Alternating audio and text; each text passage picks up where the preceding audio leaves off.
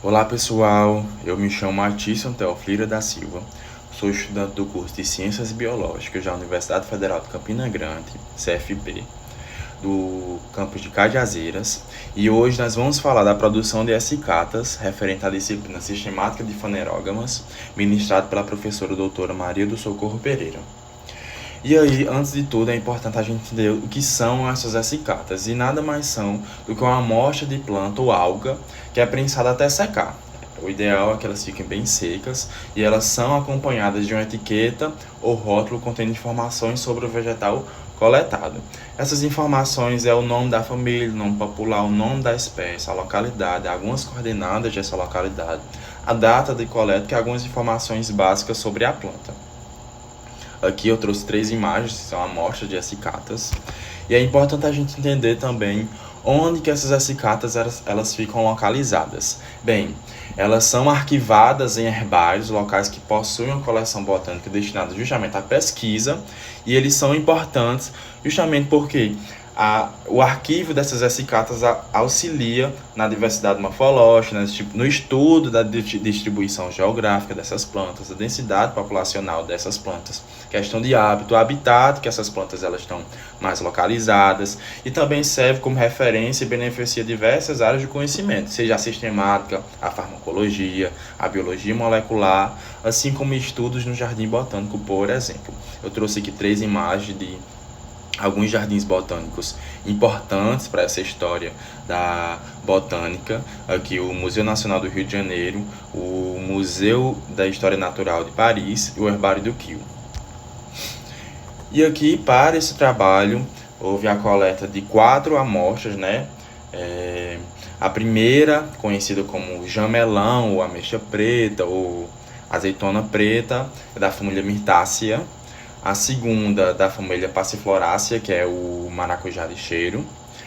A terceira, da família Zygophyllaceae, que ela não tem um nome popular amplamente conhecido. Assim também como a da família Loganiaceae, que é a quarta amostra. E aí os materiais utilizados para esse trabalho é a utilização de sacos plásticos de papel, espátulas justamente para fazer a escavação, espátulas ou facas sem ponta, por exemplo. A prensa, que é muito importante para o processo de secagem, é ele que vai nos auxiliar durante todo o processo. Barbante resistente, pode ser barbante, corda, cinto, justamente para fazer a fechadura, para amarrar essa prensa. Muito jornal e papelão, jornal aqui, ou pode ser também folhas, elas são essenciais porque é justamente ela que vai ajudar na sugagem da umidade que vai sair da nossa planta. Envelopes, justamente para colocar, algumas plantas ela tem esporos, ela tem sementes, então a gente vai fazer a disposição, caso caia no momento de secagem, a gente vai fazer a disposição, vai guardar nesse envelope.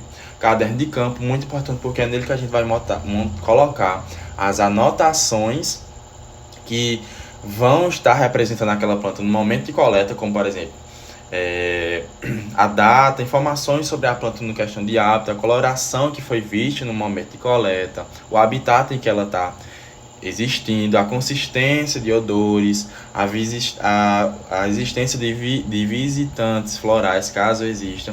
Então, tudo isso é anotado no caderno de campo. É importante também treino ou fita métrica, justamente para a gente fazer a medição da nossa planta, a lupa de mão, para a gente ver e fazer a visualização de alguns elementos, sejam elementos florais, da folha, do caule, para a gente fazer melhor essa visualização. A tesoura de poda que vai nos ajudar a cortar de forma definitiva aquela planta, assim como a faca e algumas etiquetas adesivas que também vai ter, né? A gente precisa colocar nas essicatas essas etiquetas adesivas, que é onde vai ter as informações referidas àquela amostra, àquela essicata. E aí, todo o processo é dividido em etapas. A primeira etapa é a etapa da coleta. Aqui, o trabalho foi coletado, as amostras que eu mostrei agora há pouco foram coletadas em 2 locais. Na UFCG, CFP, que é o campus de Cajazeiras, na própria universidade, eu fiz a coleta. E no sítio Boa Vista, no Souza, Paraíba.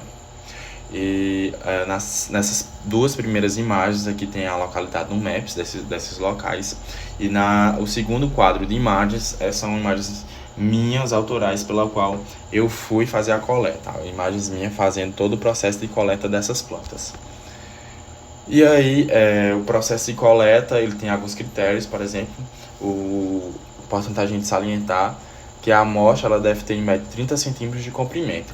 E também é importante salientar a importância da ficha de campo, porque é nele que a gente vai colocar essas informações descritas aí, a localidade, a coordenada, o nome ou número do coletor, a data da coleta, o nome popular, caso tenha, né, e informações sobre a planta.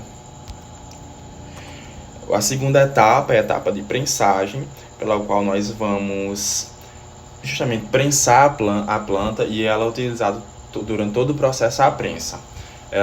A gente tenta deixar manter a planta no seu aspecto natural e aí é utilizada, né, para fazer todo o processo de secagem, de prensagem, tanto a prensa de madeira, por exemplo, como as folhas de jornal e o papelão para dar essa estabilidade. E aqui nesse quadro de imagens são imagens minhas fazendo esse processo de prensagem. Na terceira etapa é a etapa da secagem, pela qual depois de coletada, prensada, tudo bem organizado, a gente vai colocar essas plantas para secar. Importante salientar que existem dois processos de secagem, tanto na estufa como no sol. Aqui, para esse trabalho, foi utilizado a secagem solar, pela qual diariamente tem que estar trocando o jornal ou o papel utilizado, né, para que está fazendo a sugagem da umidade da planta, justamente para não se ter a proliferação de alguns animais, de alguns fungos nessa planta e assim danificar a nossa amostra.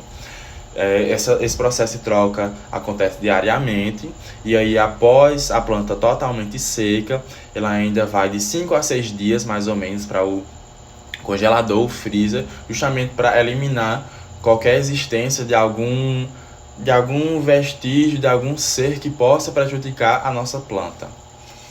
E aí o método foi o de secagem no sol justamente para fazer o processo do trabalho solicitado. E aí a quarta etapa é a etapa de triagem, pela qual a gente vai escolher, definir quais foram as plantas que vão ser a S-cata, no caso, as unicatas e as duplicatas. A unicata é a planta escolhida para formar a S-cata e as duplicatas são as plantas de referência daquela coleta. Aqui nas imagens tem um processo também pelo qual eu fui escolhendo qual aqui seria a planta referência para esse projeto. E aí a quinta etapa é a etapa da montagem, pela qual tudo já bem definido, a planta seca, bem já organizada, a gente vai montar toda a S-cata e essa montagem acontece a partir do corte da cartolina. Ela tem um tamanho de 42 de altura e 28 centímetros de largura, assim como a etiqueta, ela tem 7 centímetros de altura e 15 centímetros de largura. E a etiqueta, como eu falei, onde vai ter todas as informações sobre aquela planta. E aí a gente faz a disposição da planta já prontinha na cartolina e faz a colagem dela ou a costura para que ela fique ali eternizada. E aí, para o processo de montagem dessas etiquetas e também o processo de decifrar a qual família as plantas, né, as amostras que foram coletadas, elas pertencem, foi utilizar duas chaves de identificação. A chave baseada no sistema de Cronquist e a outra chave foi baseada no APG4. E aí, durante todo o processo de classificação, eu trouxe aqui as chaves pela qual chegaram, né, as características pela qual chegou na família Myrtaceae, que no caso a primeira amostra e a primeira planta que eu estou falando é o jamelão da família Myrtaceae. E aí o Cronquist, né, ela se adequa à chave 7, pela qual tem características como flores andrógenas, flores nunca em umbela ou em capítulo, flores actinomorfas, plantas não espinhosas, folhas opostas sem estípulas, folhas simples, estigma filiforme, plantas não parasitas, Androceu polistemone e árvores ou arbustos. No caso, a planta referida é uma árvore e essas foram as características que chegou nessa família. Assim também, pelo APG4, chegou nas características, né, da chave D, que são ovário ínfero, ovário biplurilocular, flores actinomorfas, estames numerosos, plantas sem estípulas ou com esses rudimentares, plantas lenhosas e lianas, arbustos ou árvores e fruto do tipo baga, que no caso o fruto dessa planta é do tipo baga, e essas foram as características que auxiliou, que chegaram, né, que fizeram com que essa planta fosse identificada como na família Myrtaceae. E aí, da família Passifloraceae, que é o maracujá de cheiro, de acordo com a chave 9 do sistema de classificação de Cronquist, as características são anteras não valvulares, flor não calcorada, todos os estames com anteras férteis, flores andrógenas, mais de 3 sépalas, folhas sem pelos glandulosos viscosos, plantas trepadeiras, plantas com gavinhas e flor com estaminoide com 3 ou mais estigmas. E aí, de acordo com o APG4, chegando na chave G, as características são brácteas não transformadas em nectarífero, flor com único pistilo, plantas não carnívoras, androceu não tetradínamo, ovário unilocular, óvulos 2 numerosos, sépalas dispostas em um único verticilo, flores actinomorfas, gineceu bipluricarpelar, flores com androginóforo e estames livres entre si. Aqui, essa planta, referente à família Zygophyllaceae, ela, de acordo com a chave de Cronquist, ela está na chave 11, que tem as características flores andrógenas, folhas opostas, folhas compostas, folhas de mais de 4 folíolos, raque foliar não alado, ovário bimultilocular e anteras no ápice dos filetes. E de acordo com a PG 4, as características são brácteas não transformadas em nectário, flor com único pistilo, plantas não carnívoras, androceu não tetradínamo, ovário biplurilocular, menos na região mediana, folhas sem pontuação translúcida, estames livres entre si, folhas compostas, gineceu 5 pluricarpelar, lóculos de ovário com único óvulo, estames 8 numerosos, plantas com estípulas e estames de 8 a 10. E aqui também essa planta referente, né, da família Loganiaceae, ela tem como a chave 24, de acordo com o sistema de classificação de Cronquist, as características como plantas dicotiledôneas, flores diclamídeas, corola gamopétala, ovário súpero, folhas simples, androceu isostemone, estilete indiviso na base, flor sem estaminoide, folhas verticiladas, cálice sem glândulas externamente e nervuras curvas com pétalas valvares. E de acordo com o APG, ela pertence à chave H, com plantas com estípulas laterais intrapeciolares ou interpeciolares, folhas opostas ou verticiladas, folhas simples, lóculo do ovário com 2 a muitos óvulos, gineceu bicarpelar, gineceu gamorcarpelar, corola de 5 a 10 mera e corola com pré-floração valvar. E esse foi o meu trabalho, eu agradeço a todos pela atenção.